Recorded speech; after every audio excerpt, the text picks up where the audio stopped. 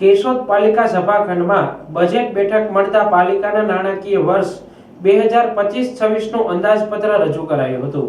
કેશોદ પાલિકાના કુલ 36 સદસ્યો પૈકી 3ના રજા રિપોર્ટ, 2 ગેરહાજર, જ્યારે હાજર 31 સભ્યોમાંથી 3 સભ્યો સભા છોડી ગયા હતા।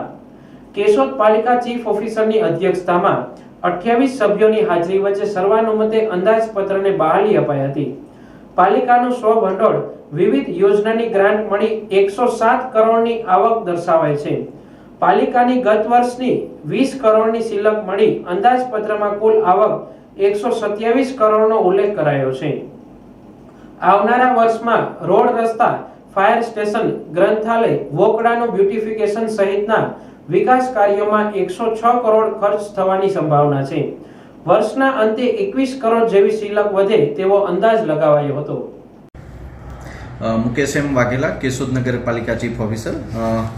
આજરોજ કેશોદ નગરપાલિકાની બજેટ બેઠક મળેલી હતી, જે ગુજરાત નગરપાલિકા અધિનિયમની કલમ 76 મુજબ નગરપાલિકાએ પોતાના અંદાજપત્ર આવનારા નાણાકીય વર્ષ માટે તૈયાર કરવાના હોય છે। એટલે કેશોદ નગરપાલિકાની આવનારા નાણાકીય વર્ષ એટલે કે નાણાકીય વર્ષ 25-26ની બજેટ બેઠક આજરોજ પૂર્ણ થયેલી છે, જેમાં નગરપાલિકા દ્વારા કુલ આવકનો સરકારશ્રીની વિવિધ ગ્રાન્ટો જેમ કે સ્વર્ણિમ જયંતિ મુખ્યમંત્રી યોજના, અમૃત યોજના, નાણાં પંચ, નગરપાલિકાનું સ્વભંડોળ, આ રીતની કુલ આવકનો અંદાજો 107 કરોડનો છે।